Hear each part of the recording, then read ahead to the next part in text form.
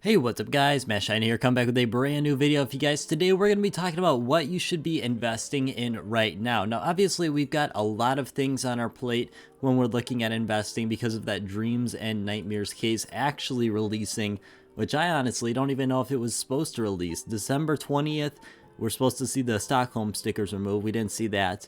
February 20th, we're supposed to see Riptide end, but they decide on January 20th? I don't know, they've got an infatuation with the 20th there. But before we hop on into this one and talk about everything to do with the investing portion of it, if you guys are looking to pick up any CSGO skins, I've got a couple links down in the description, and let's hop on into it. First up here, we got to start talking about the Operation Riptide case. Now, I've personally started to pick some of these up around the 50-cent range. I think that's probably where it's going to fall for the next couple days, and honestly, it's not a bad price point if you can get in at this relatively large area. I mean, honestly, you can go all the way up to 55 cents if you're looking to potentially get in if it's a little bit later, depending on when you're trying to get in. I think this case definitely has a lot of potential. The problem is people are comparing it to the Broken Fang case, which the Broken Fang case is only as expensive as it is because of the M4A1S print stream inside of it. The Riptide itself does not contain anything that is absolutely crazy. It's got the AK Elite Museo, the Deagle Ocean Drive, neither of which are super popular, super expensive skins. It's got some cool purples like the M4 Spider Lily, but honestly, I'm not seeing anything that's too crazy and too out of the ordinary to boost this case up. It's definitely got the great knives, but like we've said with a lot of these cases, those knives are in an active drop pool case, so I don't think the case is going to be propelled forward by the knives alone. It's going to definitely take some time, but this is one that as long as we see a decent amount of these being unboxed, we're definitely going to be seeing the price slowly rising. The one nice thing here is obviously the supply. There's a set amount of them once the operation ends, and there's not a ton of them out there because people were actually looking at other things other than the case this operation. This case struggled with its price point, often dipping down to that 50-cent range a couple times before it rebounded up. But I think there's definitely a lot of better options that people were weighing, at least at some points there were, and now it's kind of falls back to the case. But I think there's definitely going to be a lot fewer of these cases than the Broken Fang case saw, because the Broken Fang case, you really didn't have too many good options other than the case, but here, at least at some point along the operation, we saw some decent options, and therefore I'm going in on the Operation Riptide case a decent amount. After that, we got to start looking at the overall markets here. Now, after an extended period of high growth, pretty much a month honestly, we're starting to see some small fallbacks as we get closer to the Chinese New Year. Now honestly, I'm not too worried about these small fallbacks. I think they're all going to be eaten up relatively quickly. I mean, we've got like the glove case bottomed out at around that $2 price point, but there's still 2,000 buy orders around that $2 price and over 9,000 actually at the $2 price point. So I don't think we're going to be falling below that. I think that's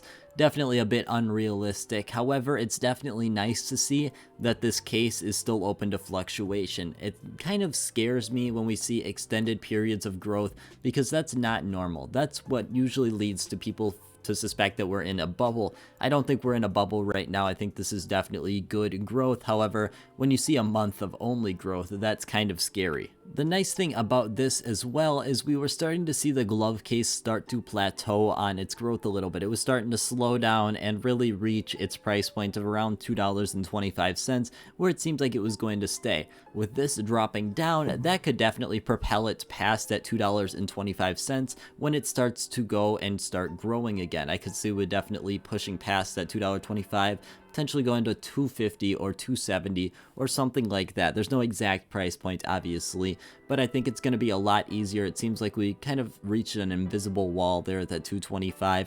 As soon as we get the momentum, we're definitely going to be able to power on through that. Another thing to be on the lookout for here is it's kind of in preparation for next time, but also this time, is make sure if you've got any operation specific skins you're looking for, or even discontinued collections, this is a great time to go ahead, check in on those, see if there's any cheaper skins out there. Honestly, if you had put in a buy order beforehand here, you would have been sitting good, but there's still a lot of skins out there, even at this point, that are significantly cheaper than they usually are. You can usually snag a 10 to 15% discount when you're looking at these Operation or pretty much any collection. They're kind of interchangeable if you're looking for Operation Discontinued or just older collections at this point. There's usually a lot of them out there that have some pretty low buy orders because they're not in super high demand.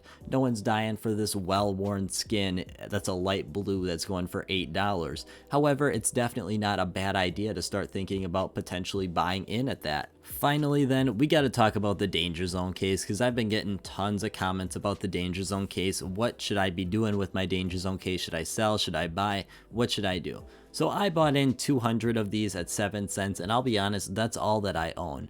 I probably should have bought a little bit more. However, I'm not really worried about missing out on the profit from the Danger Zone case. I think it's definitely going to go up in value, don't get me wrong. However, I am not going to be tripping over myself to sell my other investments and invest into the Danger Zone case here. My way of thinking about it is it's at 9 cents right now. If you were able to buy at 6 cents, you'd be sitting at a 50% profit. However, I don't see this case going up to 13 cents, which would be another 50% profit. I think you might be better off looking at the other prime cases or active drop cases and seeing what price point they're at and if it's a good time to buy in. I'm personally not going to be buying any more of the Danger Zone case. It's definitely a good case, don't get me wrong. It's got 2 pretty decent coverts in it, and the knives are not bad as well. I always just go back to the Prisma case because the Prisma case is basically as extreme as what we're going to see here. It had a ton on the market, very similar to the amount that we had for Danger Zone. Now when you look today, we're still sitting around that 8 cent price point, which is currently less than what the Danger Zone is sitting at. There's a ton of Danger Zone cases out there, and unfortunately we don't have a super accurate result of how many are out there. But what we see is when the case was discontinued, as with the Prisma case, and by discontinued I mean moved into the rare drop pool or discontinued out of the active drop pool, we saw obviously a huge peak, and then a couple days later we saw again another peak. But after that, we really just saw a lot of people selling out of this case. I mean, no one was really too eager to be keeping this case for a super long time because they thought the quantity was just too high. And when we look at the Prisma case that had over 1 million listed when the actual update dropped, which is very similar to the Danger Zone. Danger Zone had over 1 million listed. It's still sitting at over 1/3 of a million, or 350-ish thousand listed on the market. So I think the Danger Zone case is definitely going to struggle in the same way that the Prisma case has struggled. The problem here is it's going to find its hands into a lot of people that are not willing to wait, and that's the problem we're seeing with RMR and Stockholm, is that there's so many people invested in that inevitably there's going to be some people that don't want to wait and end up selling for a loss, and those are the people that actually end up hurting everyone's gains here. But that is really all I have for today, guys. I want to thank you guys so much for watching. Drop down in the comments if you bought any Danger Zone cases. I'd like to know. Personally, I picked up 200, but that's really all I have for today, guys. I want to thank you guys so much for watching, and I hope you have a great rest of your day.